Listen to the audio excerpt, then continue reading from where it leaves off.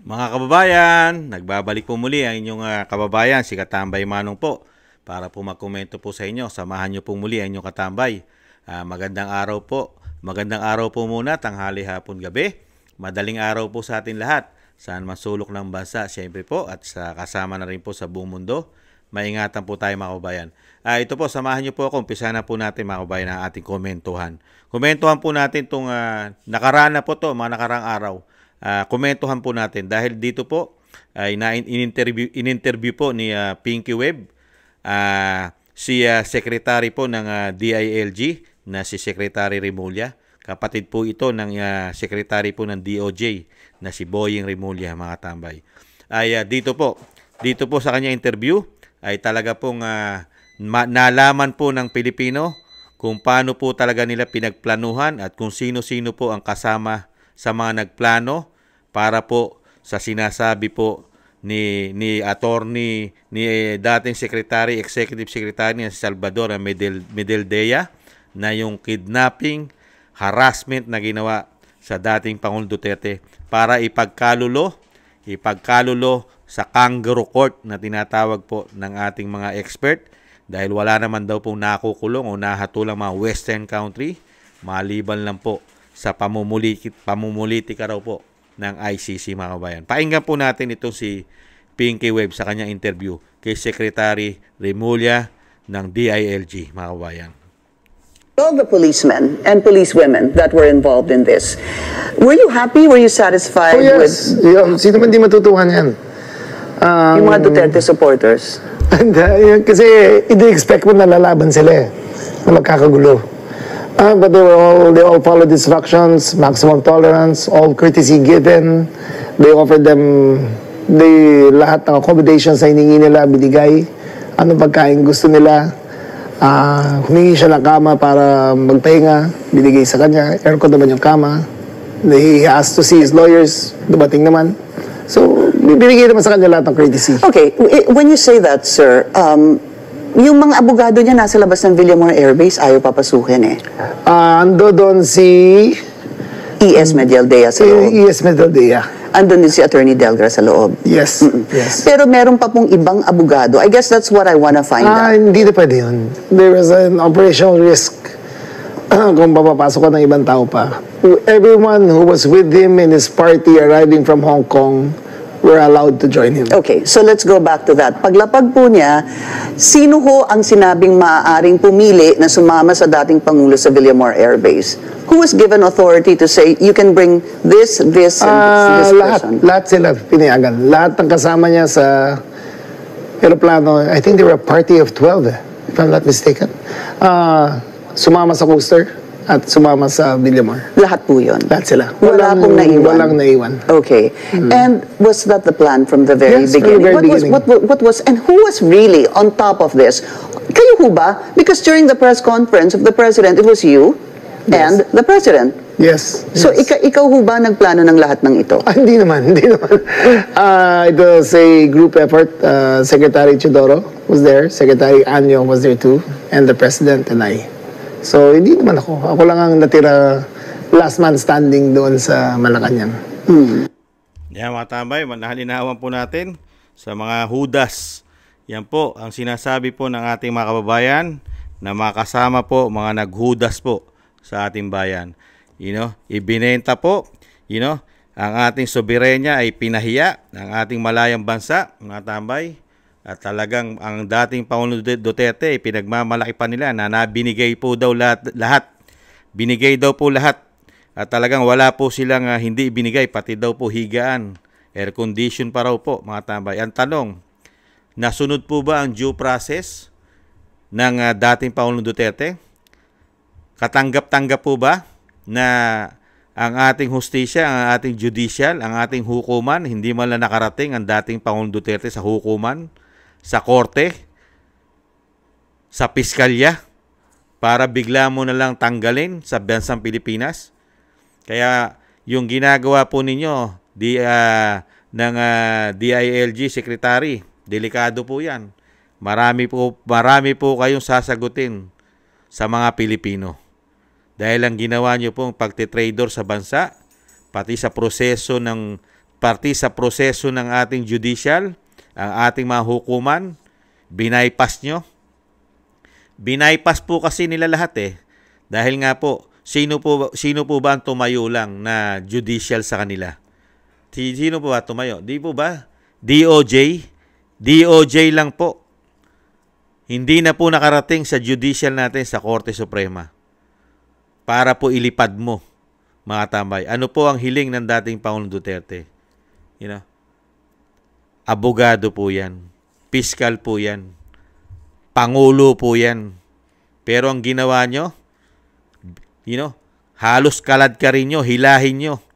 Pinwersa nyo isakay isang dating Pangulong Duterte dahil nga po sa sobrang pamumulitika. At ngayon po, nalaman po natin ang mga naghudas, mga bayan. Sino-sino po ba maghudas? Ayan. Ang Secretary Chudoro at ang siyempre po nga dating gabinete po na si Secretary Anyo. Mga tambay. Siyempre po, ito po isa. Dati po rin itong sumipsip sa dati pong administrasyon po ni dating Pangulong Duterte. Lahat po halos yan ay talagang sumipsip po. Nagbalimbingan, di ba? Napakarami po yan, mga talagang kasama po sa grupo yan, mga tambayan. Pangulong Marcos, DILG Secretary, di ba? Sang mga kapulisan, siyempre sila nag-enforce. Sila ang kumidnap daw. Di ba? Anyo, ang DND, ang Department of National Defense natin, Secretary, Department of Justice, DOJ. Yan po ang nagsabwatan po. Nagsabwatan po ang executive. Puro executive branches po ito. Kontrolado po lahat ng Pangulo ang ginamit pong magkasabwatan para po ipagkalulo ang dating Pangulong Duterte, maghudas po sa ating bayan. Gayan po, yan pong mga tao na yan. Ayan pong mga tao na yan ang mga naghudas po sa ating bayan, sa ating soberenya, mga bayan. At yung proseso po ng batas, dahil di po ba ang ICC, ano po ba ang panuntunan ng Rome of Statutes ng ICC? Ano po ba? Sila po ay last resort. Last resort lang po sila ng mga bansa na sakop nila, na meron silang jurisdiction. Pag wala silang jurisdiction, ay hindi po nila saklaw.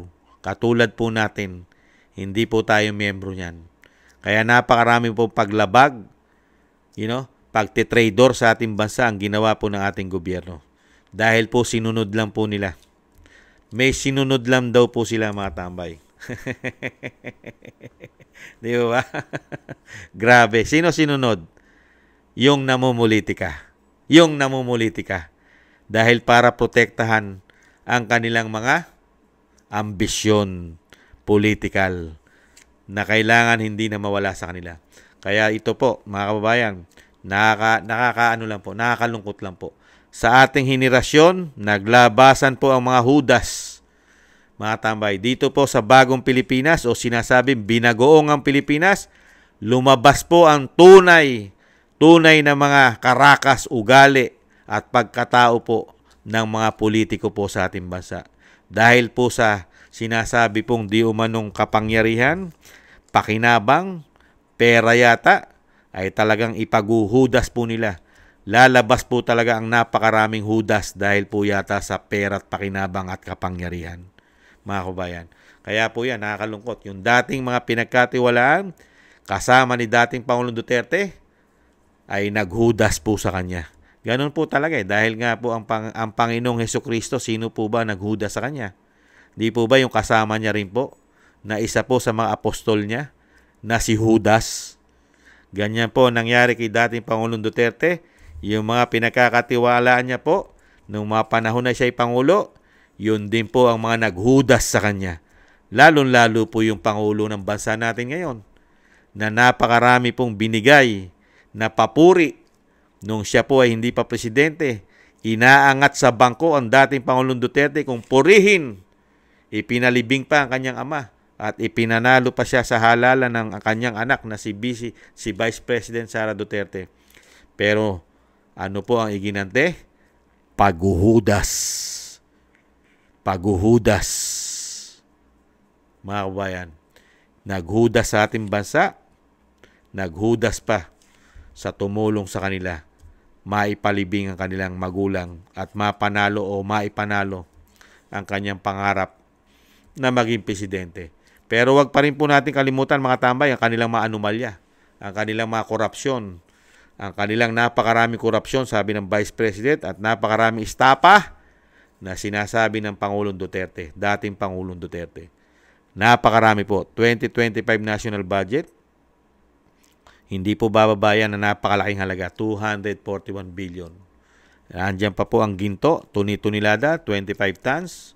Napakaraming pera po yan, anomalya po yan. SSS, GSIS, PDIC, flood control, Maharlika Investment Fund, at syempre po ang PhilHealth. Napakarami pong anomalya nila mga kabayan. Napakarami na dapat pong pagtakpan. Kaya nga po napakarami naguhudas.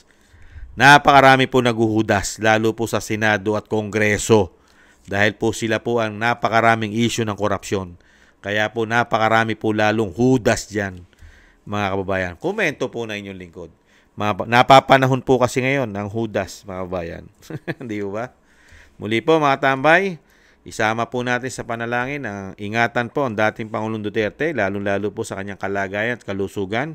Dahil alam naman po natin, pati po ang kanyang mga gamot, ay hindi po natin alam kung napapainom at naasikaso po ang kanyang kalusugan doon po sa kanyang doon po sa pinagdala ng mga hudas sa kanya, mga tambay, sa ICC sa The Hague, Netherlands, mga kabayan. Yan po ang naidulot ng mga hudas, mga kabayan.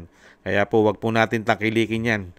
Kung ang halalan po ay darating, wag na po tayong bumoto ng mga hudas, mga kabayan. Mga taksil ng bayan, mga taksil. Muli po, maraming salamat po sa mga nakakagusto po ng ating Tambayang Makabayan sa YouTube at TikTok. At ganun din po sa mga nagko-comment, like, share, and subscribe. Maraming salamat po mga kabayan. Sa muli po, paalam, bye-bye.